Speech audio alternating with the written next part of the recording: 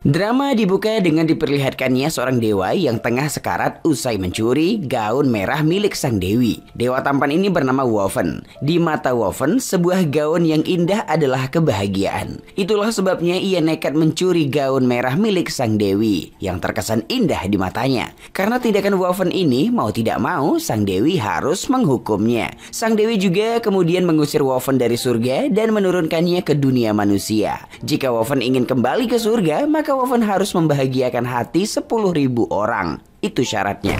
나무꾼은 그저 옷이 아름다워 훔쳤을 뿐이다. Inilah Woven yang sekarang di dunia manusia. Ia telah mengabdi untuk membahagiakan hati manusia dari era Joseon hingga era modern. Saat ini Woven diwajibkan untuk membuat dan merancang busana atau pakaian manusia demi menghiburnya. Pakaian tersebut pun tak sembarang dibuat. Woven harus memahami perasaan dan histori pelanggannya agar menciptakan baju yang indah. Nah, by the way guys, dalam misi menghibur hati manusia melalui pakaian ini, Woven dibantu oleh pelayan setianya yang juga berasal dari surga bernama Joy. Mereka mendirikan sebuah studio jahit bernama Handmade Love. 이태리에서 직접 공수해놓은 올게닉 컬러 캐시미어 100% 원단이. 왜 가져갔을까? 에? 정말 그 남자를 죽이려고? Suatu hari seorang wanita patah hati bernama Sarang datang ke studio mereka. Sarang meminta sebuah gaun yang mencolok untuk dipakainya ke nikahan sang mantan. Sarang kemudian diminta untuk memberikan salah satu pakaiannya yang menurut Sarang sangat berkesan. Hanya dengan menyentuh pakaian itu, Woven langsung bisa merasakan perasaan Sarang. Tak hanya itu guys, Woven juga bahkan bisa melihat masa lalu Sarang ketika memakai baju tersebut.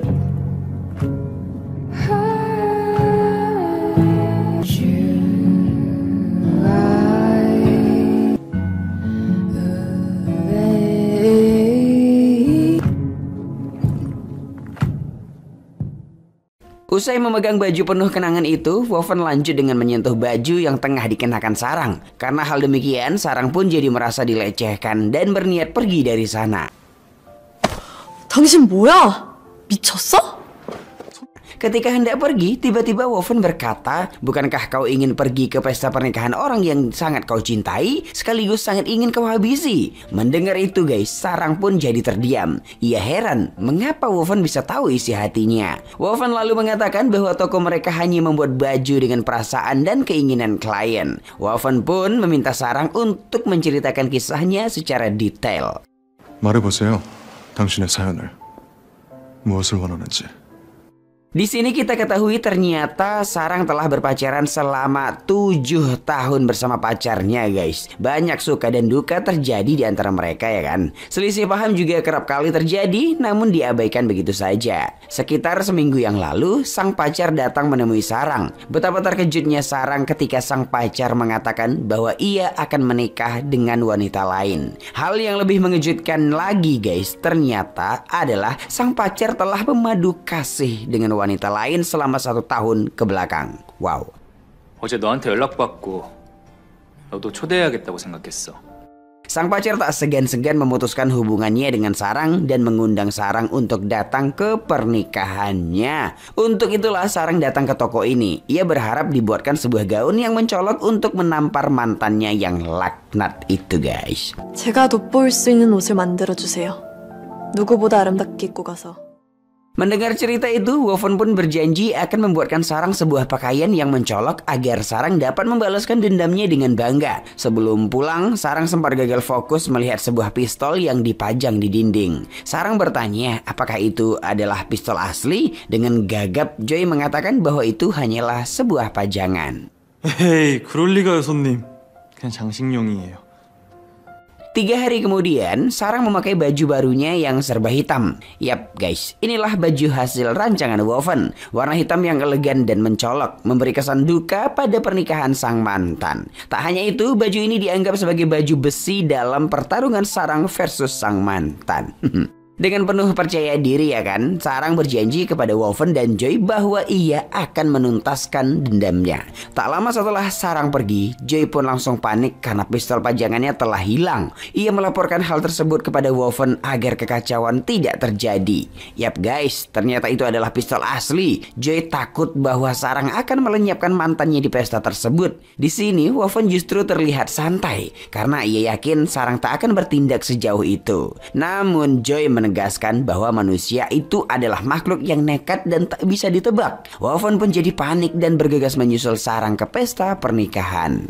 Sesampainya di lokasi pesta, Sarang dengan pedenya melangkah menuju sang mantan guys. Baru saja ia melihat wajah sang mantan tersebut, nyali Sarang langsung menciut. Ia kemudian bersembunyi di sebuah ruang hias yang ternyata ada calon mempelai wanitanya di sana. Mempelai wanita malah mengira bahwa Sarang adalah teman calon suaminya. Karena ingin merusak acara, Sarang pun berniat untuk mengatakan hal sebenarnya pada mempelai wanita. Ia ingin mempelai wanita tahu sebusuk apa pria yang akan dinikahinya. Saat ingin bicara, niatnya itu justru terhenti ketika ia mengetahui bahwa mempelai wanitanya tengah mengandung guys. Gawat ini. Tak hanya itu sobat, bahkan sang mantan yang tak sengaja masuk ke ruangan itu malah mengusir Sarang. Kini Sarang hanya bisa menangisi hidupnya yang malang. Saat menangis itu tiba-tiba Woven dan Joy datang menghampiri. Woven kemudian menggunakan sihirnya, di mana Sarang jadi berpindah tempat. Woven mengatakan bahwa ia telah membuat baju yang sangat sesuai untuk Sarang membalaskan dendamnya. Namun di sini Woven menegaskan bahwa hati Saranglah yang lebih penting daripada baju ini. Woven mengatakan bahwa sebenarnya Sarang tidak memiliki niat untuk balas dendam. Hati Sarang mengatakan bahwa ia hanya ingin lepas dari situasi ini. Joy lalu membawakan sebuah sepatu untuk Sarang. Hal ini jadi mengingatkan Sarang pada masa lalunya, di mana ia diberikan sepatu oleh sang kekasih dan berjanji bahwa ia akan terus melangkah bersama Sarang. Janji itulah yang mengikat Sarang hingga ia tak bisa lepas dari bayangan sang mantan hingga saat ini. 그때 그 진심을 너무나 믿고 싶어서. Woven lalu mengatakan bahwa Sarang hanya membutuhkan awal yang baru dan Sarang bisa menciptakan hal baru itu sendirian. Mendengar itu, Sarang pun jadi bertanya, siapakah Woven sebenarnya? Tak peduli apakah Sarang akan percaya atau tidak. Namun Woven mengatakan bahwa ia adalah seorang penjahit, desainer baju, dan juga seorang dewa yang diusir dari surga. Di akhir kata, Woven bertanya apakah Sarang bersedia melepaskan sepatu hadiah sang mantan itu. Dengan memantapkan hati, Sarang pun mengatakan bahwa ia bersedia. 절대. Yap, kini Sarang melangkah dengan pasti ke pesta pernikahan sang mantan. Melihat kedatangan Sarang, sang mantan jadi kelabakan dan menyeretnya ke sebuah ruangan.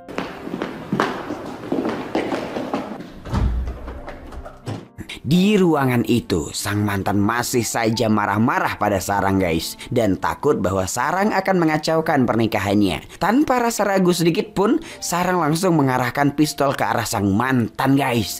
Awalnya sang mantan meremehkan Sarang karena mengira itu adalah pistol bohongan. Namun, saat Sarang menembakkan pistol itu ke bola lampu dan sebuah gelas, nyali sang mantan pun langsung menciut guys. Ia langsung bersujud dan meminta maaf pada Sarang. 미안해 사랑아. Melihat sang pacar yang hina itu dan karena telah mendengar permintaan maaf, Sarang pun pergi dari sana. Baru beberapa saat Sarang pergi, sang mantan langsung melunjak lagi guys. Ia ingin melaporkan tindakan Sarang yang mengancamnya. Namun aksi sang mantan ini justru terlihat seperti orang linglung. Yap guys, kejadian itu hanya sebuah ilusi yang bisa dialami oleh sang mantan dan Sarang saja. 저기 와이너. 자기야, 미친 한 사랑이 진짜 총을 쐈어. Itulah sebabnya sang mantan terlihat seperti orang linglung saat ini dan tak ada satupun orang yang percaya dengan kata-katanya. Dengan Sarang yang melangkah kehidupannya yang baru, maka misi membahagiakan Sarang telah usai. Baju Sarang yang penuh dengan kenangan itu pun juga ikut menghilang. Keesokan harinya, tak disangka-sangka ternyata Sarang malah datang kembali. Kali ini ia tak ingin dibuatkan baju, namun ingin bekerja part-time di studio Handmade Love. Hal yang lebih membagongkan lagi guys adalah ternyata Sarang percaya bahwa Woven dan Joy adalah dewa yang diusir dari surga. Karena Joy pernah mengeluhkan pekerjaannya, Woven pun akhirnya menerima Sarang bekerja part-time di studionya. Baru beberapa hari bekerja, Sarang telah membuat kekacauan bersama Joy. Di sini, Joy menunjukkan rasa tidak senangnya kepada Sarang karena ia takut bahwa Sarang akan menggantikan posisinya sebagai pelayan setia untuk Waffen. Joy terus saja membujuk Waffen agar memecat Sarang. Namun hal itu diabaikan oleh Waffen. Nah, suatu ketika, Sarang malah merobekkan sebuah kain wol 100% organik yang diimpor langsung dari Italia, guys. Joy dengan sigap langsung mengadukan hal ini kepada Waffen. Dan tentu saja Waffen marah. Karena hal itu, Sarang pun dipecat, guys. Di sini Sarang tak terima ia dipecat dan malah mengatai Waffen sebagai pria yang pelit. Saat berdebat, tiba-tiba seorang pria bernama Chandra datang ke studio. Yap guys, ternyata Chandra adalah salah satu klien baru mereka. Sarang langsung merubah raut wajahnya yang cemberut menjadi ceria dan menyambut Chandra dengan baik. Chandra lalu memberikan sebuah sweater kepada Sarang sesuai permintaannya. Di sini Sarang sedikit bingung mengapa Chandra malah membawakan sweater wanita. Chandra mengatakan bahwa ia bukan ingin membuat baju untuk dirinya, melainkan untuk hadiah perpisahan pada sang pacar. Waffen lalu menyentuh sweater itu dan langsung mengetahui sisi di balik ceritanya. Ternyata Chandra ini adalah seorang pengangguran dan ia telah menjalin kasih yang cukup lama dengan sang pacar. Setelah beberapa lama saling menganggur, baru-baru ini sang pacar mendapatkan pekerjaan. Hal ini membuat Chandra senang sekaligus minder. Ia tak ingin merusak kebahagiaan sang pacar karena harus menghidupinya yang seorang pengangguran. Untuk itulah Chandra berniat membuatkan gaun untuk sang pacar sekaligus memutuskannya. 마음을 담아서 선물을 해. Nah, mengetahui hal itu ya kan, Waffen langsung mengusir Chandra dari studionya. Ia menegaskan bahwa ia hanya membuat gaun untuk sebuah kebahagiaan, bukan perpisahan. Chandra pun akhirnya pulang dengan lesunya. 나는 자격지심 덩어리다. 긴 시간 어쩌고 저쩌고 말은 많았지만 요약하자면 이런 거죠. Karena Chandra dikata-katai oleh Waffen ya kan, Sarang pun jadi marah pada Waffen.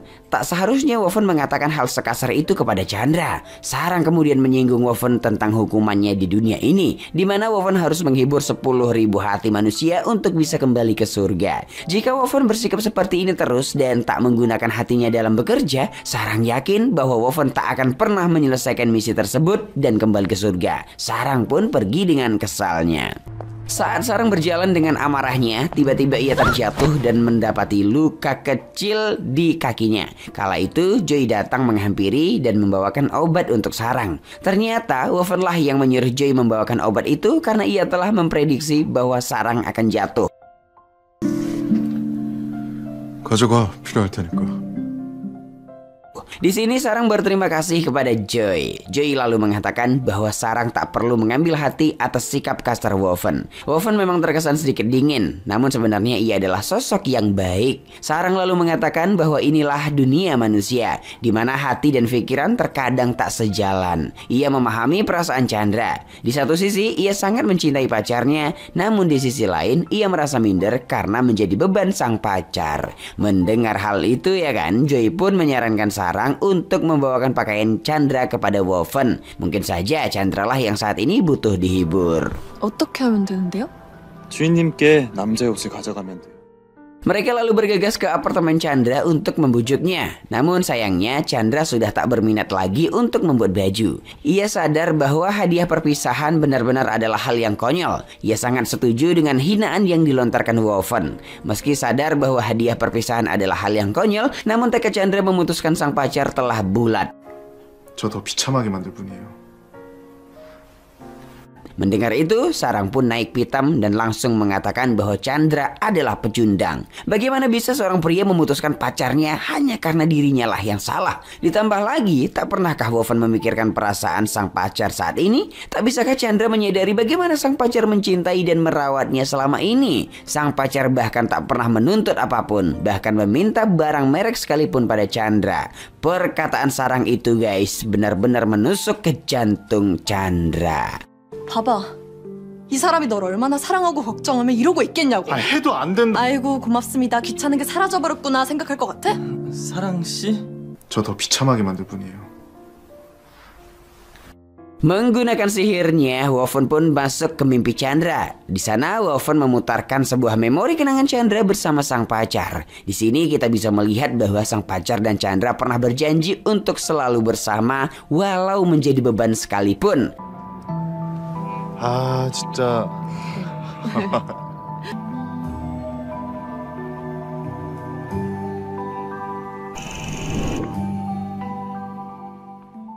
Fakta ini membuat Chandra tersadar bahwa ia telah salah. Ia langsung bangun dan berlari ke rumah sang pacar untuk meminta maaf. Mereka pun berbaikan dan berjanji akan terus bersama dikala suka maupun duka.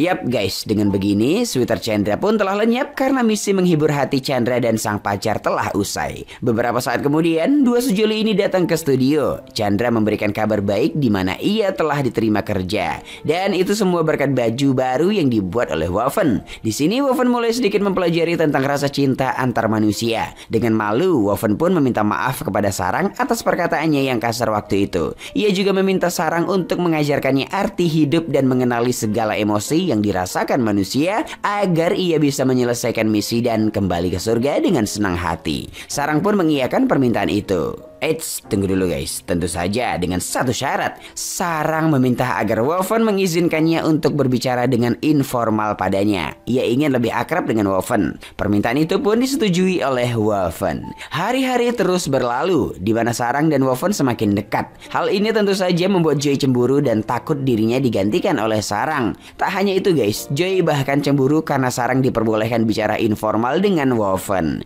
Meski begitu, kedekatan di antara mereka bertiga kian terasa.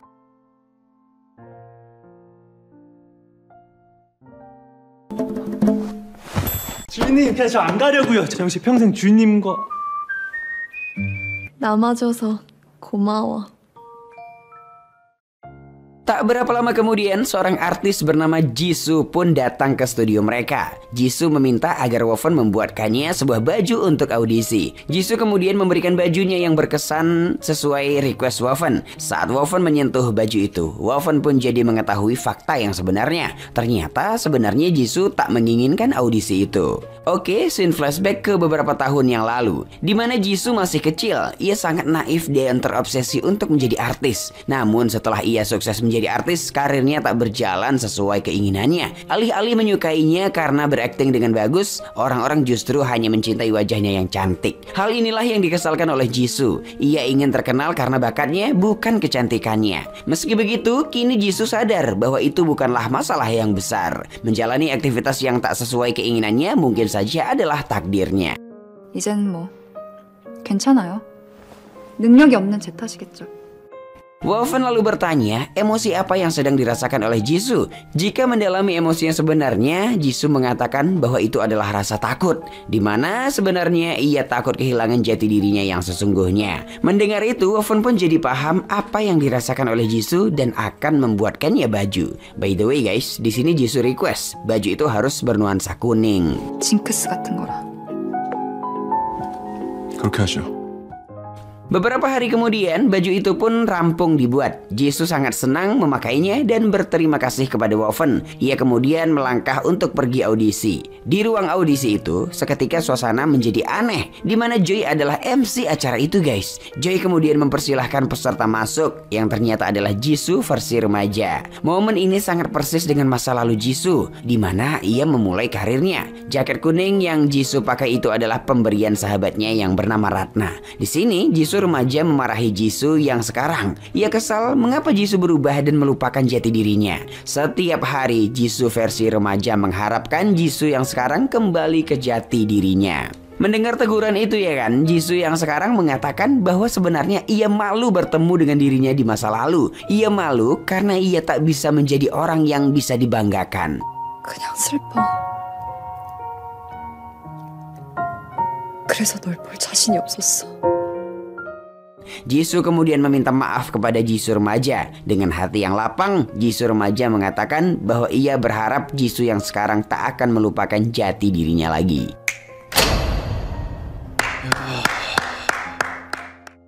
Di sini, Jisoo bahkan kembali mengingat sosok Ratna, sang sahabat yang selalu mensupportnya sejak kecil.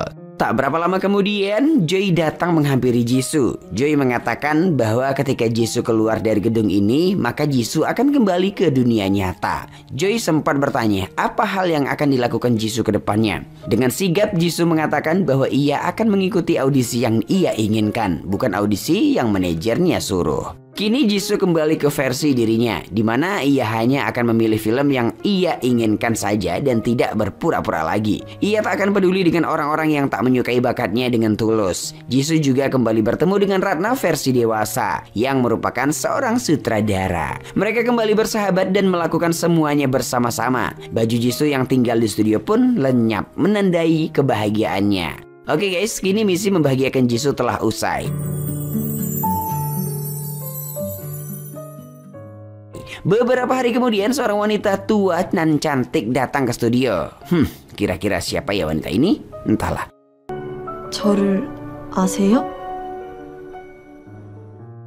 Oke guys, mari kita lanjut ya. Ternyata Sarang memiliki hubungan yang buruk dengan ibunya. Sang ibu terus saja mengomel tentang masa depan Sarang yang suram guys. Ia berharap Sarang segera mendapatkan pekerjaan dan menikah. Hal ini tentu saja membuat Sarang risih karena ia tak ingin diatur. 이기적? 아유 내가 미쳤지. 저런 것도 딸이라고 배 아파서 낳고. 그게 진짜 날 위한 거야? 그래. Karena Sarang kini tengah bekerja sebagai part-time di studio Woven, Sarang pun mengatakan kepada sang ibu bahwa ia telah memiliki pekerjaan. Di sini Sarang malah berbohong dan mengatakan bahwa ia bekerja di sebuah perusahaan. Mendengar itu, sang ibu pun memberikan pesan kepada Sarang bahwa ia akan segera datang ke perusahaan Sarang. Hal ini tentu saja ya kan membuat Sarang kaget karena ia telah berbohong perihal perusahaan. Sarang kemudian meminta izin libur kepada Woven karena ia harus ke perusahaan lain untuk mencegah ibunya. Di sini Joy mengatakan bahwa Sarang boleh pergi dengan tenang. Hal ini karena Joy lah yang akan menemani Woven menyelesaikan misi terakhirnya. Yap guys, ternyata misi Woven membahagiakan 10.000 hati manusia akan usai sebentar lagi. Mereka hanya membutuhkan satu klien saja agar bisa kembali ke surga. Joy mengatakan bahwa Sang Dewi telah menjumpai mereka untuk mengabarkan hal baik ini. Mendengar itu, Sarang pun jadi teringat dengan wanita yang dijumpainya waktu itu. Yap, ternyata itulah Sang Dewi. Mengetahui fakta bahwa Sarang tak akan bisa menjumpai Woven ataupun Joy lagi, Sarang pun jadi kesal. Terlebih lagi, ia kecewa karena kedua pria ini tak memberitahunya sama sekali. Karena Sarang harus segera menjumpai ibunya, Sarang pun pergi dari sana dengan kesalnya. Usai Sarang pergi, Woven pun memarahi Joy karena telah mengatakan hal ini. Di sini kita bisa melihat bahwa sebenarnya Woven bimbang untuk kembali ke surga. Hal ini tak lain dan tak bukan karena Woven telah menaruh hati pada Sarang.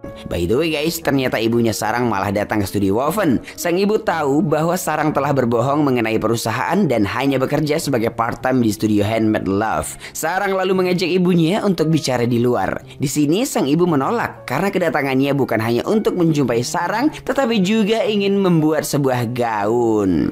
Mendengar itu, Joy jadi senang karena ibunya Sarang adalah klien terakhirnya. Mendengar kata-kata terakhir, Sarang pun agak sensi dan mengajak ibunya keluar. Saat keluar itu, tak sengaja ibunya meninggalkan sebuah sweater. Woven kemudian memegang sweater itu dan langsung tahu fakta tentang ibunya Sarang. Ternyata ibunya Sarang tengah mengidap sebuah penyakit guys, namun tak berani memberitahukannya pada Sarang. Beberapa saat kemudian, usai bergaduh dengan sang ibu, Sarang kembali ke studio. Di sini, Woven bertanya, mengapa manusia bisa mencintai dan membenci secara bersamaan, di mana hal inilah yang sedang dirasakan Sarang. Tanpa menjawab pertanyaan itu, Sarang kemudian bertanya, apakah Woven akan benar-benar pergi tanpa berpamitan padanya? Dan apakah keberadaannya di studio ini benar-benar tak dihargai hingga Woven tega tak memberitahukan hal ini padanya? Jika ditanya siapakah orang yang dibenci saat ini, maka jawabannya adalah Woven. Namun meskipun ia benci pada Woven, ia akan tetap merindukan Woven ketika ia pergi. Sarang lalu bertanya lagi, bagaimana dengan Woven? Apakah Woven akan merindukannya saat Woven telah kembali ke surga? Woven hanya bisa terdiam mendengar pertanyaan itu guys. 너야말로 말해봐. 정말 돌아가는 거야?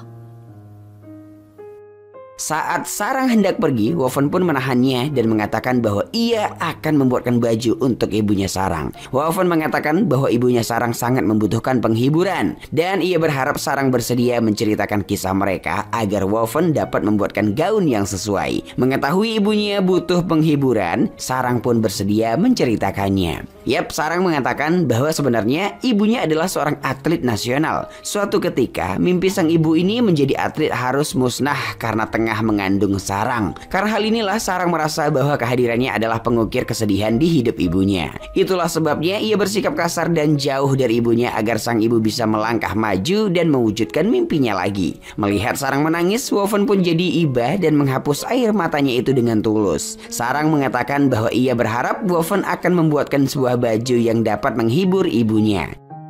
국가대표의 꿈을 나 때문에 포기한 거야. 하지만 날 임신하게 된 걸 알게 된 순간 By the way guys, di sini kita bisa melihat bahwa Woven sedang galau ketika mengingat perkataan Sarang. Akankah ia akan merindukan Sarang usai kembali ke surga? Keesokan harinya, sang ibu datang ke studio membawakan sebuah sweater yang merupakan hadiah ulang tahun dari Sarang. Sang ibu berharap Woven dapat membuatkannya baju yang berkesan seperti sweater itu. Sang ibu dengan tulus juga mengatakan bahwa ia senang Sarang dapat bekerja di studio ini. Setelah sekian lama, sang ibu akhirnya bisa melihat senyuman Sarang yang tulus sejak Sarang bekerja di studio ini. Sang ibu juga sangat menyayangkan bahwa dia adalah klien terakhir Woven. Ia berharap Woven tetap menjalankan bisnis ini agar putrinya bisa terus bahagia. 고마워요. 잘 좀 부탁해요. Malam harinya Sarang datang ke studio untuk melihat baju apa yang diserahkan ibunya. Ia tak menyangka bahwa sweater hadiah dari dirinya adalah baju yang berkesan untuk sang ibu. Sarang mengingat bahwa sang ibu sangat senang ketika ia memberikan sweater ini. Sang ibu bahkan selalu mengenakannya hingga usang guys. Di sini Woven bertanya, mengapa Sarang tak terbuka pada ibunya? Bukankah Sarang pernah berkata bahwa emosi itu selalu rumit dan sulit peka? Jika Sarang tak mengungkapkan perasaannya, sang ibu tak akan pernah tahu perasaanmu. Sarang mengatakan bahwa ia tak tahu harus mulai dari mana. Dengan manis, Woven mengatakan bahwa Sarang harus mencobanya terlebih dahulu. 해보자 우리.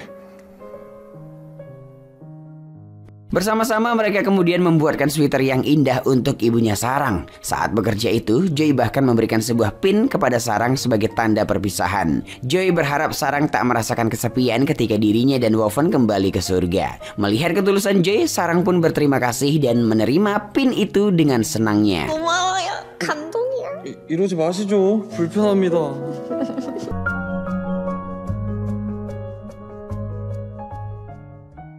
Nah, esok harinya sang ibu telah mengenakan sweater barunya. Ia sangat suka dengan sweater itu karena berkesan seperti kado dari Sarang. Tak hanya itu guys, Sarang bahkan memberikan sebuah pin untuk ibunya yang ternyata pin itu dibuat sendiri oleh Sarang. Alih-alih memuji pin buatan putrinya, sang ibu malah mengatakan bahwa Sarang harus belajar lebih giat lagi. Saat sang ibu dan Woven tinggal berdua, Woven pun meminta ibunya untuk jujur kepada Sarang. Di sini sang ibu mengatakan betapa nyamannya mengenakan pakaian yang dibuat oleh Woven. Sang ibu jadi sadar mengapa Sarang sangat senang bekerja di sini. Ia juga menyesali bahwa studio ini akan tutup. Mendengar perkataan itu ya kan, Woven pun sedikit tersedih. Di rumah, akhirnya Sarang memberanikan diri untuk mengatakan hal yang dipendamnya selama ini. Ia meminta maaf karena kehadirannya ke dunia ini membuat mimpi sang ibu jadi lenyap. Mendengar perkataan Sarang guys, sang ibu pun jadi marah. Bagaimana bisa anaknya mengasihaninya seperti itu? Padahal ia sangat bahagia. 나 때문에 엄마가 눈물 안 그쳐? Awalnya sang ibu memang memimpikan untuk menjadi atlet nasional yang sukses. Namun setelah melahirkan Sarang, sang ibu langsung jatuh cinta dan bangga bisa menjadi ibunya Sarang. Keputusan dirinya menyudahi karirnya sebagai atlet tak pernah ia sesali. Itulah sebabnya ia kesal karena Sarang sedih akan karirnya. Padahal ia sangat bahagia. Mereka pun menangis dan berdamai kala itu guys.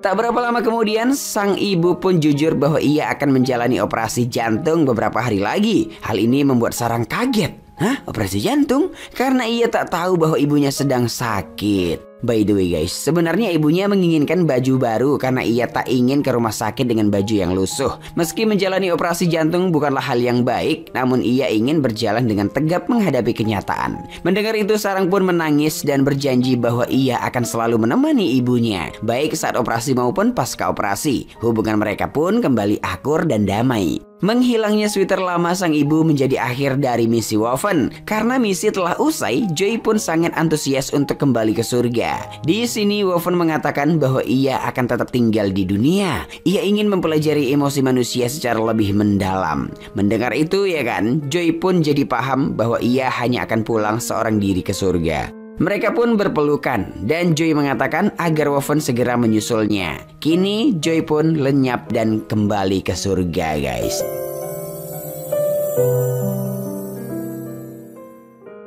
Tak lama kemudian sang dewi pun datang menghampiri Woven. Woven mengatakan bahwa kini ia telah sadar mengapa sang dewi mengirimnya ke dunia. Untuk membuat pakaian manusia, Woven harus mencintai mereka terlebih dahulu. Tak peduli seberapa indahnya gaun itu, jika tak ada arti cinta di dalamnya, maka gaun itu tak akan berarti sama sekali. Woven pun memohon agar sang ibu mengizinkannya tinggal di dunia manusia. Dengan senyuman, sang dewi pun mengizinkan hal itu dan menghilang dari sana. Karena takut Woven pergi tanpa pamit dengannya, Sarang pun bergegas ke studio. Ia sangat senang melihat Woven masih di sana dan tak jadi pulang ke surga, guys. Sarang pun memeluk Woven kala itu dan berterima kasih. Di sini Woven juga berterima kasih karena Sarang mau datang kepadanya. Sejak saat itu, guys, hubungan cinta pun terukir antara Woven sang dewa dan Sarang si manusia. Mereka sama-sama menjalankan studio Handmade Love dengan gembira. Eits, tunggu dulu, guys. Tak hanya mereka berdua, Joy ternyata kembali ke dunia dan memutuskan untuk tinggal bersama mereka. Oke ya guys, sampai di sini drama pun tamat. 어서오세요. 사랑을 만들어주는 테일러샵 핸드메이드.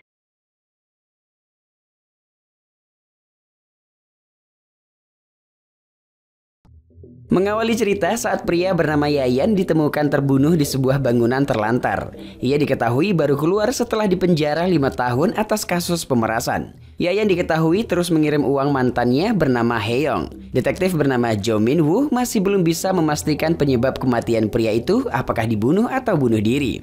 14 tahun yang lalu, kasus pembunuhan juga terjadi pada seorang pria di sebuah kapal terbengkalai. Kasus itu ditangani oleh detektif bernama Han Dong-soo, juga rekannya bernama Tae-ho. Jalan keluar satu-satunya di TKP hanya sebuah jalur lift makanan. Mayat korban ditemukan oleh anak kecil ketika bermain melewati jalur itu. Karena kapal tersebut sering digunakan oleh anak-anak untuk bermain. Detektif Han mengambil sebuah kaset di TKP. Korban pembunuhan diketahui adalah pemilik pegadaian terbesar di kota itu bernama Si-hu. Faktanya istri Si-hu ini adalah Haeyong. Setelah ditinggal meninggal Si-hu, Haeyong sempat bersama Yayan. Si-hu dan Haeyong mempunyai anak umur 14 tahun bernama Kim Yo-han. Diduga tersangka pembunuhan Si-hu saat itu adalah selingkuhannya bernama Mi-suk. Atas dasar Mi-suk sering meminjam uang kepada Si-hu, tapi tak pernah mengembalikannya. 살인하는 것들은 짐승만도 못해 이 새끼야. 알아? Di hari pembunuhan itu, Si-hu juga diketahui datang ke rumah Mi-suk. Hari itu, detektif Han bersama Tae-ho mengunjungi rumah Mi-suk untuk menginterogasinya. Karena Mi-suk belum pulang, mereka hanya bertemu putrinya saat itu bernama Jia. Sambil menunggu ibunya pulang, Jia membaca buku Gone with the Wind. Saat Han bertanya padanya, Jia mengatakan bahwa Si-hu memang sering datang ke rumahnya. Tak lama, ibu Jia pulang. Ia mengatakan tak tahu apa-apa soal pembunuhan Si-hu. Walaupun Si-hu ke rumahnya sebelum ia dibunuh. Sebelum diinterogasi di kantor polisi, Mi-suk menyuruh Jia tutup mulut tentang sebuah rahasia bagaimana Mi-suk menghidupinya dengan cara tidak halal. 언제까지 이렇게 살 거야? 그깟 돈 때문에. 그까짓 돈? Kita kembali ke masa depan. Diperlihatkan di sebuah kelas di mana guru wanita bernama Yo Mi-ho kelihatan tidak akrab dengan salah satu murid bernama Cynthia. Di tempat lain, putra Si-hu bernama Yohan kini telah dewasa. Ia mendapatkan hadiah jam sebagai ucapan selamat ulang tahun lewat sebuah loker dari seseorang. Di tempat lain, asisten konglomerat bernama Yanti memberitahu bosnya, Rudy, bahwa Miho adalah anak angkat. Di mana Miho ini adalah tunangan si konglomerat tersebut. Ia kelihatan sedang membangun toko butiknya dengan bantuan Rudy. Setelahnya, Miho duduk di sebuah bar. Tak jauh darinya, karena ditugaskan sang bos, Yanti menguntit Miho di bar seberang, di mana Yohan bekerja sebagai bartender. Kita kemudian dibawa ke 14 tahun yang lalu, di mana Haeyong diinterogasi oleh Han. Setelah Han menemui Yohan ketika itu memegang buku yang sama dengan milik Jia. Yohan mengiyakan ketika ditanyai apakah ia bersama ibunya dan Yayan menonton acara dunia hewan di hari ketika ayahnya dibunuh.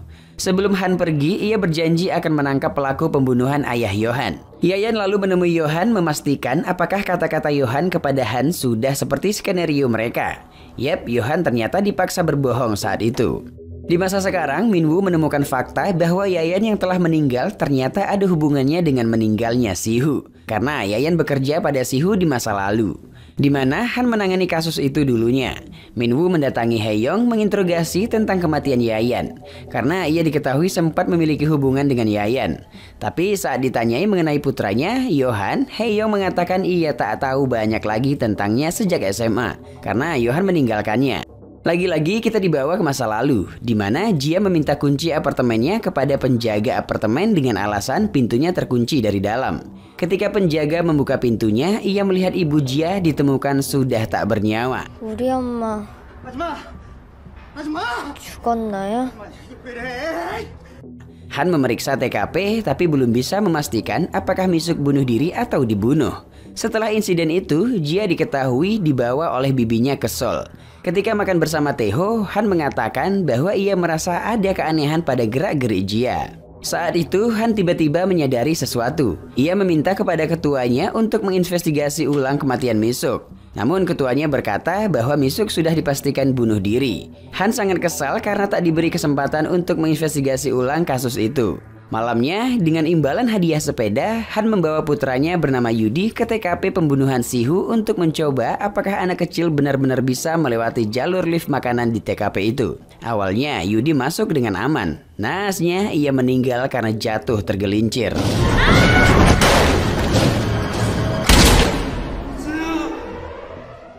Di tempat lain, saat bertanya kepada rekan Miho tentangnya, Yanti mendapatkan informasi bahwa selama kuliah, Miho diikuti oleh seseorang. Malamnya, Yanti memberi informasi kepada Rudy bahwa Miho masih aman dalam pengawasannya. Rudy menyuruh Yanti mengawasi Miho yang diketahui diikuti oleh seorang pria. 결국은 이런 생각까지 들어. 네 여자가 날 좋아하긴 하. 아무것도 모를 땐 한없이 사랑스럽다. Di tempat lain, Minwoo mendatangi Johan di barnya. Saat ditanya tentang Yayan, Johan berkata bahwa Yayan memang dulunya bekerja untuk keluarganya. Johan berkata ia tidur saat pembunuhan Yayan terjadi. Soal terbunuh ayahnya di masa lalu, Johan berkata tak ingin mengungkit kejadian itu. Karena tak mendapat jawaban, Minwoo pun pergi. Esok harinya, Miho meminta bantuan Han untuk mengungkap kasus pembunuhan Yayan. Karena ini pasti ada hubungannya dengan terbunuhnya Sihu 14 tahun lalu. Faktanya selama 2 tahun Han mendalami kasus itu. Anaknya meninggal dan karirnya juga hancur. Minwoo ini yakin jika Yayan dibunuh karena ia yakin Yayan juga terkait dalam pembunuhan Sihu. Yayan dibunuh sehari sebelum tuntutan kasus Sihu akan dilakukan. Kasus ini makin menjadi misteri karena Han cuek dengan Minwoo. Minwoo memberikan alamat bar Johan sebelum ia pergi. Malam harinya Miho terlihat makan malam bersama Rudy dan putrinya, yang ternyata adalah Cynthia. Karena Rudy sibuk, Miho mengantarkan Cynthia pulang duluan. Dari raut wajahnya, kita bisa melihat bahwa Cynthia tidak menyukai Miho sebagai tunangan ayahnya. Hal itu karena Miho sendiri dirumorkan anak-anak di sekolahnya sebagai penakluk orang tua. Ia merasa Miho tak tulus pada ayahnya. 신경 끄시죠. 아빠도 없는데. 항상 그렇게 웃는 거 피곤하지 않아요? Esok harinya, Minwoo mendatangi TKP pembunuhan Yayan. Di sebuah majalah di sana tentang Miho, wajahnya dilingkari di sana. Apakah hubungan Miho dengan si Yayan ini? Seminggu kemudian, setelah berpikir ulang, Han mencoba menghubungi Minwoo untuk memberi informasi tentang Johan. Namun saat menelpon kantor di mana Minwoo bertugas, ia mendapat kabar bahwa Minwoo telah seminggu ini menghilang. Malamnya, Han melihat Johan dari seberang barnya. Sementara Johan terlihat memandangi Miho hanya dari seberang barnya. Esoknya, Han mendatangi Hae-young setelah sekian lama tak bertemu. Saat itu, Han mengatakan ia tahu bahwa Hae-young memberi keterangan atas kematian suaminya palsu 14 tahun lalu. Hae-young tak mau memberitahukan lagi soal kasus itu sekarang. Di tempat lain, Johan sedang menguburkan sesuatu di sebuah taman bunga. Ketika sebuah tangan menggapainya, ia pun terbangun. Yap, itu hanya sebuah mimpi buruk. Di seberangnya, Miho sedang bersama Rudy. Miho berkata kepada Rudy bahwa uang Rudy bisa membuat hidupnya bahagia. Di tempat lain, Yanti berusaha menangkap Han saat membuka loker milik Johan. Karena ia curiga Han adalah penguntit Miho. Johan saat itu balik menghajarnya. Yanti menjelaskan saat itu bahwa ia adalah asisten dari tunangan Miho. Han kemudian melihat berkas Miho yang dibawa Yanti. Han terkejut setelah mengetahui bahwa nama sebelum Miho adalah Jia. Yap, Jia putri almarhumah Misuk kini berganti nama menjadi Miho.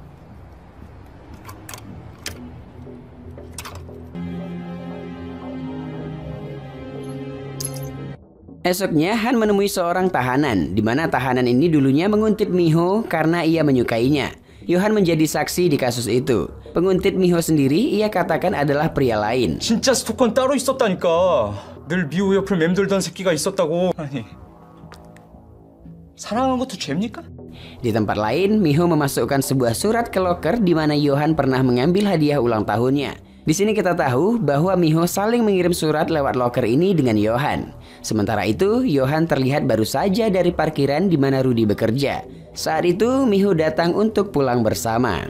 Di tempat lain, Yanti mendatangi guru Yohan dan Miho dulu sewaktu mereka satu kelas 14 tahun yang lalu.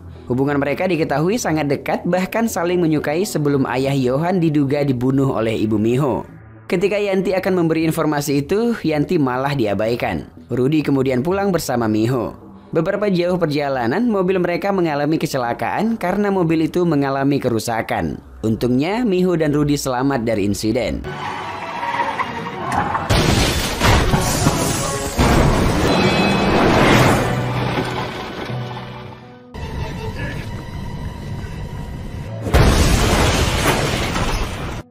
Miho membuang HP-nya seperti menyembunyikan sesuatu.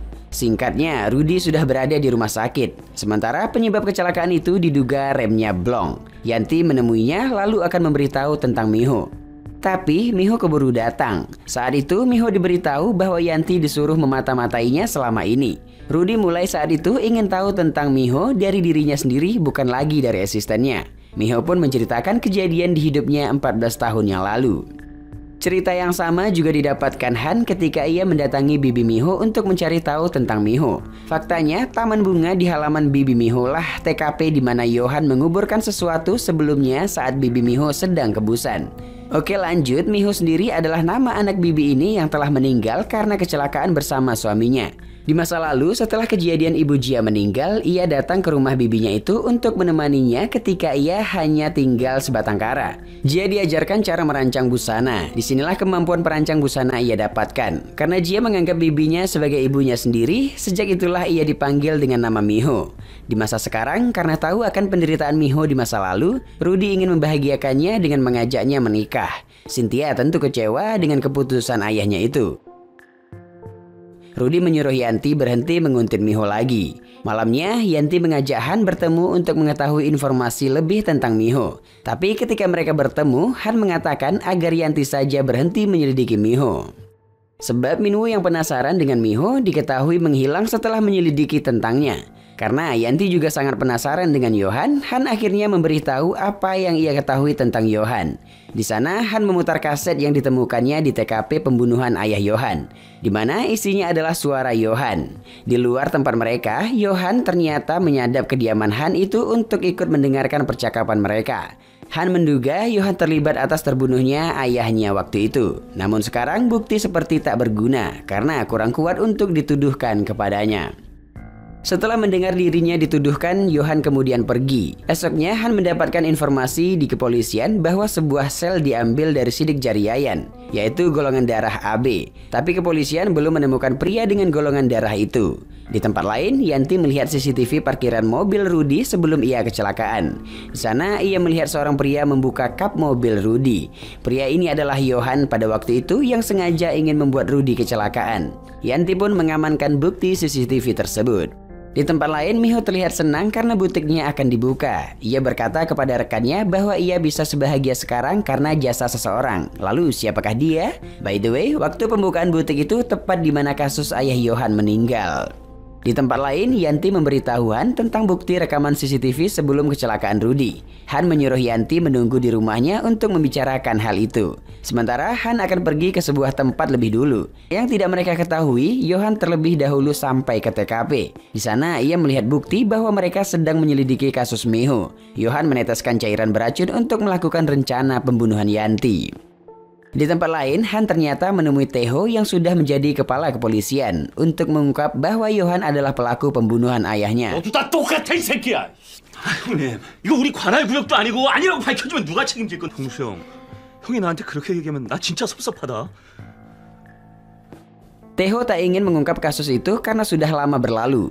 Kembali dengan Yanti, ia masuk ke kediaman Han. Di sana ia menghirup cairan beracun dari Yohan, kemudian menjadi tak berdaya. Han mencoba menelpon Yanti namun tak diangkat. Ia sudah memiliki firasat buruk saat itu. Ketika Han sampai ke TKP, ia melihat tak ada orang lagi di sana. Malamnya, Yohan terlihat mengubur Yanti yang telah meninggal di taman bunga Bibi Miho. Yohan menyingkirkan Yanti yang mengganggu kehidupan Miho. Karena insiden sementara, Han mendatangi Hae-young untuk mencari Yohan. Tapi Hae-young seperti tak peduli dengan putranya itu. Han berkata ia kuat ingin menyelidiki kasus itu sebab putranya menjadi korban saat olah TKP kasus suami Hae-young dulu. Han mengatakan bahwa kejahatan Yohan sekarang telah melewati batas. 무슨 소린지 모르겠어.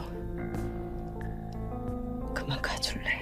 Esoknya ketika Miho akan mengajar di kelas Cynthia, ia melihat banyak coretan papan tulis mengatakan bahwa ibunya adalah pembunuh Sihu. Diduga ini adalah ulah Cynthia karena ia tak suka dengan Miho. Miho merasa sesak atas tuduhan itu. Malamnya, Yohan mengamati foto Cynthia, memandangnya sebagai penghalang kebahagiaan Miho. Ia tampak akan berbicara secara langsung dengan Miho di jalanan, tapi Miho menyuruhnya agar tak bicara dari jarak dekat. Yohan berkata tak sanggup melakukan suruhan Miho untuk melakukan sesuatu terhadap Cynthia, tapi menyemangatinya dengan janji bahwa mereka akan bisa bersama setelah menemukan pengacara untuk membela Yohan di kasusnya. Yap, keduanya menjalin kedekatan diam-diam selama ini. Sebuah fakta lagi demi mereka bersama ialah yang membunuh ibunya di masa lalu mengalihkan perhatian polisi agar tak menangkap Yohan sebagai pembunuh ayahnya. Miho lalu menghancurkan HP-nya saat itu. Singkatnya, Yohan mendatangi Cynthia untuk menjalankan aksinya.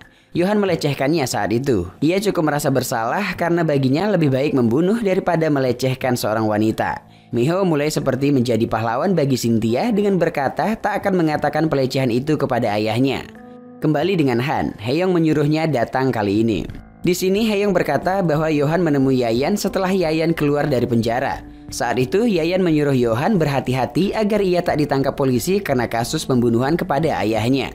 Saat itu Yayan mengatakan bahwa ia tahu informasi tentang Miho. Diketahui karena inilah Yohan membunuh Yayan. 14 tahun lalu di mana Yayan masih bekerja dengan Sihu. Setelah pembunuhan kepada Sihu terjadi, ia menemukan darah di baju Yohan.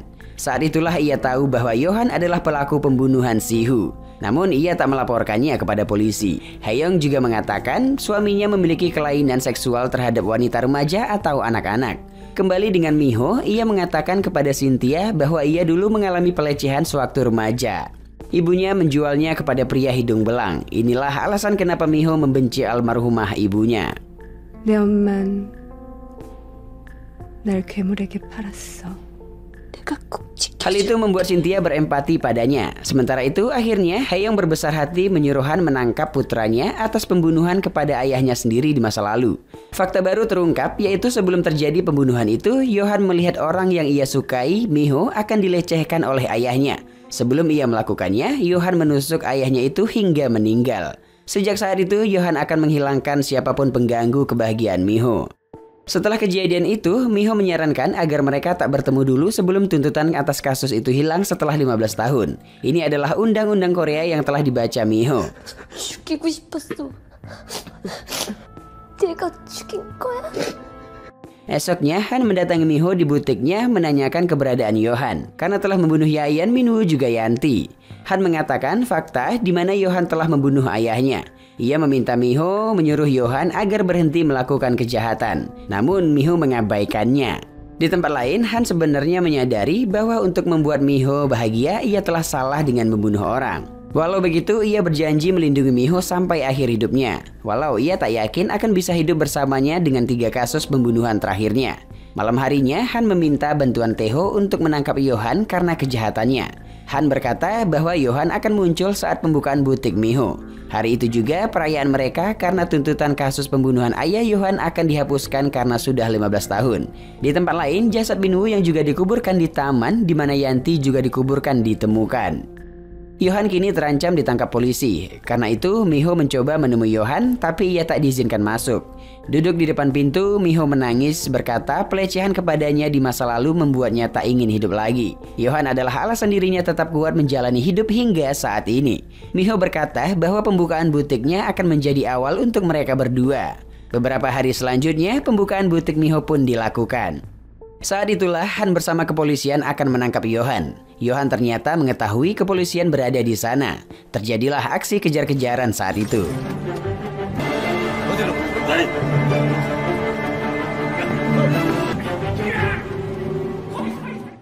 Seorang pria di luar acara pembukaan butik Miho ditangkap saat mengalihkan perhatian mereka. Saat melihat Han, mereka lalu terlibat aksi kejar-kejaran. Saat itu, Yohan pun sempat melukai Han.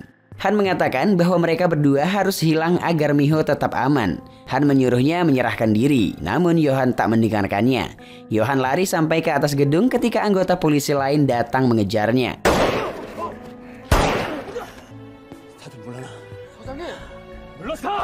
Di saat terkepung, Yohan hanya punya pilihan ditangkap atau bunuh diri. Han mengatakan penyesalannya karena tak berhasil mengungkap bahwa Yohan adalah pelaku pembunuhan ayahnya sendiri di masa lalu. Yohan jadi menambah deretan kejahatannya sampai sekarang. Di akhir cerita, Yohan memilih bunuh diri untuk membuat Miho tetap aman. Ia terjatuh hingga ke lantai butik Miho. Dengan perasaan syok dan sedih, Miho berusaha tegar melihat kekasih hatinya sekarat.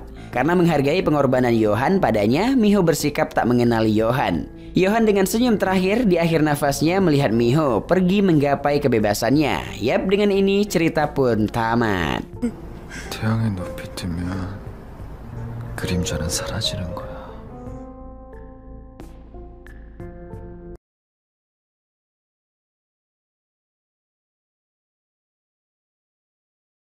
Pada tanggal 4 Oktober, sehari sebelum libur nasional, seorang pria rentenir ditemukan tewas di kantornya dengan bekas luka tusukan. Belum diketahui siapa pembunuh pria tersebut, dan disinilah film dimulai.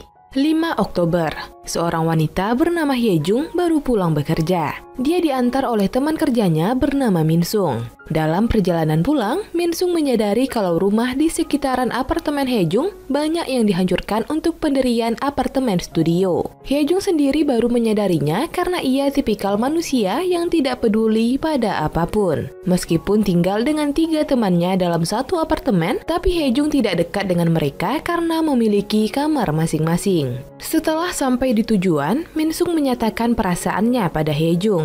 Tapi Hyejung menolak karena ia tidak tertarik untuk berkencan apalagi menikah. Esok harinya, Hyejung tidak membalas pesan dari sang adik. Ia memutuskan hubungan dengan keluarganya dan ingin sukses dengan usahanya sendiri. 9 Oktober, Hyejung sibuk bekerja di pabrik konveksi. Ia tidak tertarik saat temannya bercerita tentang rencana pernikahan. Hyejung ingin hidup sendiri. Namun saat istirahat, ia dan Minsung jadi canggung satu sama lain. Pulang bekerja, Hyejung berlari ketakutan masuk apartemennya karena ia mendengar suara minta tolong tanpa wujud nyata. 도와주세요. 10 Oktober, usai bekerja, Hyejung melihat brosur jasa perlindungan bagi wanita yang pulang kerja malam. Hyejung ingin menelpon nomor itu, namun ia mengurungkan niatnya dan buru-buru pulang ke apartemen. Entah kenapa, ia merasa tidak aman seperti diikuti seseorang. Hyejung sampai di kamarnya. Setelah pintu ditutup, terlihat lampu kamarnya berkedap-kedip. Hyejung terbangun dari tidurnya. Namun ia kebingungan karena di sekitarnya sangat gelap. Yang ia dengar hanya suara teman-temannya seperti sedang memberi kesaksian. Saat Hyejung mengikuti suara itu, ia melihat kedua temannya sedang menangis memberi kesaksian pada polisi. Hyejung masih tidak paham apa yang terjadi. Bahkan temannya yang bernama Jion nampak sangat syok sampai tidak bisa berkata-kata. Detektif mengatakan bahwa tidak ada tanda-tanda masuk secara paksa ke kamar Hyejung. Detektif juga memanggil Hyejung dengan sebutan korban, hingga membuat sang pemilik nama makin tidak mengerti. Hyejung pun mengikuti detektif ke kamarnya. Alangkah terkejutnya Hyejung melihat alas tidurnya sudah berlumuran darah. Tiba-tiba, seorang polisi masuk dan memberitahu kepada detektif bahwa metode tersangka pembunuhan mirip dengan kasus John Guang-sik. Guang-sik itulah pria yang kita lihat tewas terbunuh di awal film. Polisi juga mengatakan bahwa sekarang Hyejung di rumah sakit dan belum sadar. Padahal Hyejung sendiri sedang berada di antara polisi dan detektif tersebut. Hyejung sadar ada yang tidak beres, apalagi ia tidak bisa melihat bayangannya di kaca. Akhirnya, ia pun jatuh pingsan dan waktu berputar ke masa lalu.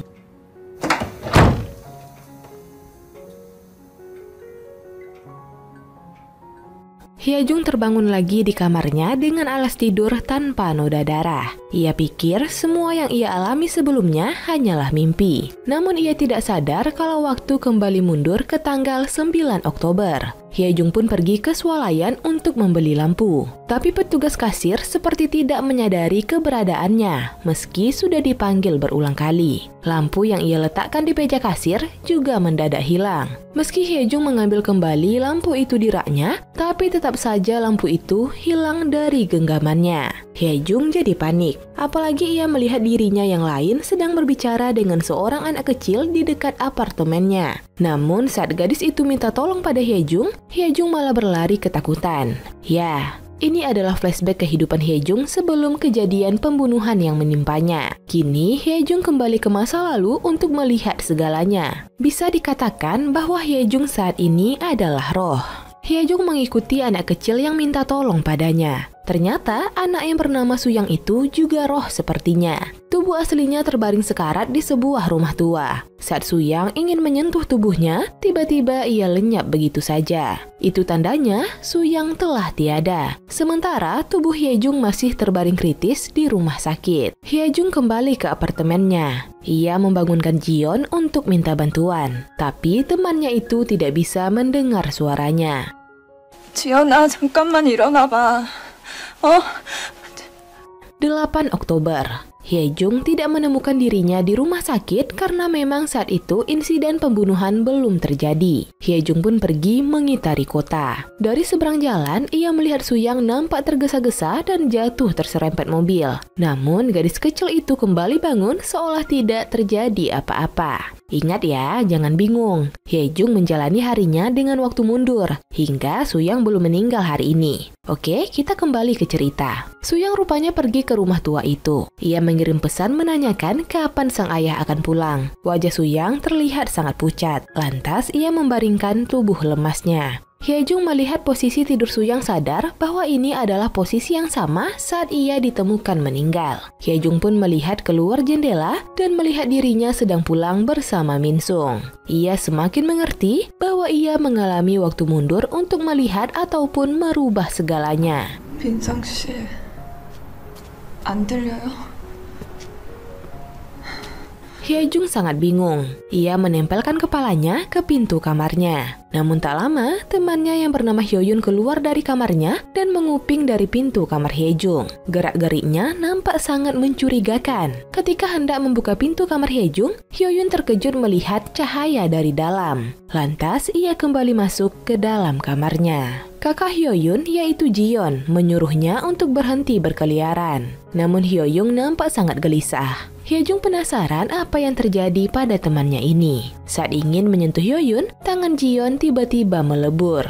Ternyata di rumah sakit, tubuh Jion semakin kritis dan mengeluarkan darah dari mulutnya. Perlahan, Hyejung membuka matanya. Namun, semuanya kembali gelap seketika. Dan akhirnya, Hyejung kembali ke tanggal 7 Oktober. Nampak Hyoyun sangat gelisah di kamarnya dan mencoret-coret almanak seperti menghitung hari. Ia kaget saat pintu kamarnya diketuk dan segera bersembunyi di balik gantungan baju. Ternyata, teman satu apartemennya yang bernama Ratna sedang mencari kakaknya Jion. Hyoyun mendengar Ratna menelpon kakaknya dan memberitahu bahwa Hyoyun tidak bisa disalurkan sebagai TKW sebab ia punya hutang $70.000.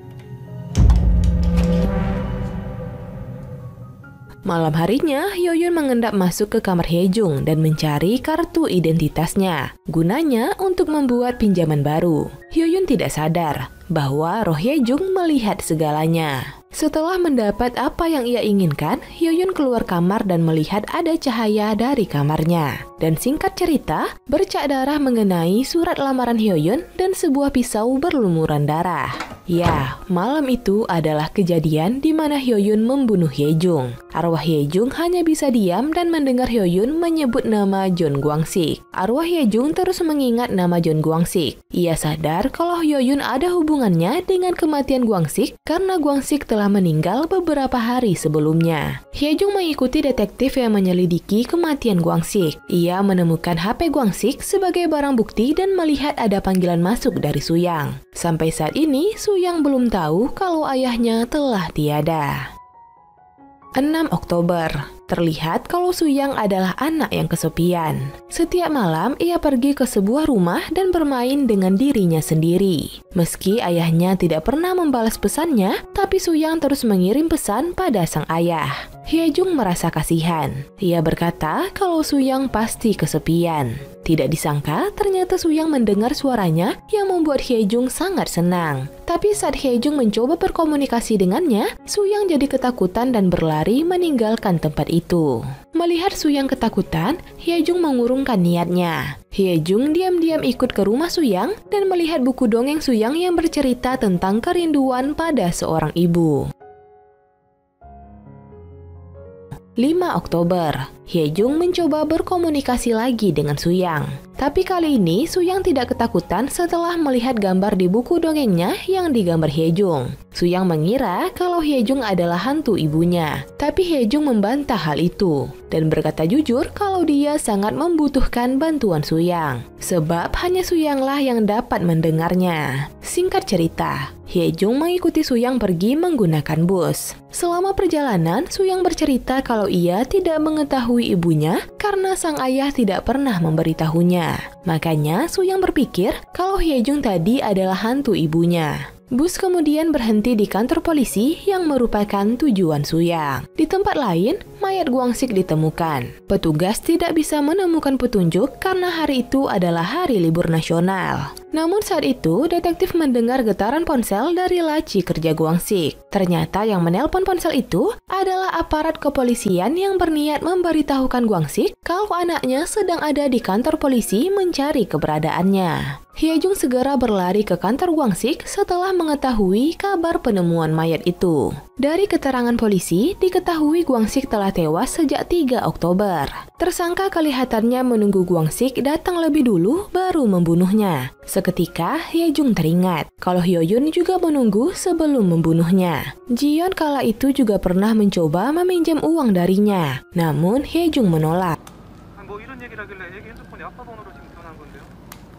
4 Oktober, Hyoyun dan Jiyeon menyewa sebuah hotel untuk melakukan penghormatan pada mendiang sang ibu. Setelah upacara selesai, Hyoyun mengeluh bahwa ia lelah menghadapi kehidupan. Ia ingin menjadi orang kaya. Lantas kakaknya meyakinkan kalau mereka pasti bisa membayar hutang Hyoyun. Tanpa sadar, Hyoyun keceplosan. Ia berkata kalau tidak seharusnya ia membunuhnya. Mendengar hal itu, Jiyeon tersentak. Ia menuntut penjelasan lebih dari adiknya ini. Hyoyun akhirnya mengaku kalau ia telah membunuh seseorang karena orang tersebut telah keterlaluan padanya. Bisa dipastikan kalau orang itu adalah Jeon Gwang-sik, ayah Suyang. Mendengar itu, Jiyeon langsung memukuli sang adik. Ia sangat stres dengan kehidupan mereka yang sedari kecil selalu menyedihkan. Tanpa mereka sadari, roh Hyejung mendengar semuanya. Hyejung berjanji akan menyelamatkan dirinya dan orang-orang di sekitarnya. 3 Oktober. Tepat di hari kejadian. Hari itu, Hyoyun bertemu dengan Gwang-sik. Gwang-sik menuntutnya untuk segera membayar hutangnya. Bila tidak, Hyoyun harus merelakan salah satu organ tubuhnya diambil untuk dijual. Gwang-sik tidak punya belas kasihan sedikit pun. Setelah berpisah dengan Gwang-sik, Hyoyun sangat dilema hingga hampir saja tertabrak motor. Ia kemudian berbalik arah mengikuti Gwang-sik. Sementara itu, Hyejung mengajak Suyang untuk menyelamatkan ayahnya. Sampai di depan kantor Gwang-sik, Hyejun berpesan agar Suyang menunggu di luar dan mencegah ayahnya masuk. 고마워. 내 말을 들어줘서. Setelah Hyejung naik ke kantor Gwang-sik, Hyoyun pun tiba. Suyang tidak tahu kalau bahwa wanita yang barusan lewat adalah wanita yang akan membunuh ayahnya. Tak lama berselang, Guang-sik pun tiba. Suyang mencegah ayahnya untuk masuk kantor dan berkata bahwa itu berbahaya. Tapi Guang-sik tidak percaya dan mengajak Suyang masuk ke kantornya lebih dulu, sebelum mengantarkan Suyang pulang. Sampai di ruangan sang ayah, Suyang kembali memperingatkan kalau di sini berbahaya, seperti yang dikatakan Roh Hye-jung. Tapi ayahnya acuh saja. Benar saja, sesaat kemudian Hyo-yun datang dan mendorong Suyang keluar ruangan. Setelah pintu ditutup, Suyang langsung menikam Guang-sik. Dengan tenaga yang tersisa, Guang-sik mencoba menahan serangan Hyo-yun meskipun punggungnya sempat tertikam lagi. Untunglah Hye-jung menahan tangan Hyo-yun. Hye-jung memohon supaya Hyo-yun tidak membunuhnya karena tidak ada yang pantas mati di sini. Perlahan-lahan, tangan Hyo-yun melemah hingga Guang-sik segera mengambil kesempatan untuk kabur keluar. Namun di waktu yang bersamaan, roh Hye-jung lenyap seperti tertiup angin. Tidak disangka, Hye-jung terbangun dari komanya. Ia kembali menjalani kehidupan normalnya dimulai dari tanggal 3 Oktober. Hye-jung jadi berubah dan mencoba lebih peduli pada orang sekitarnya. Dan dengan begitu cerita pun tamat.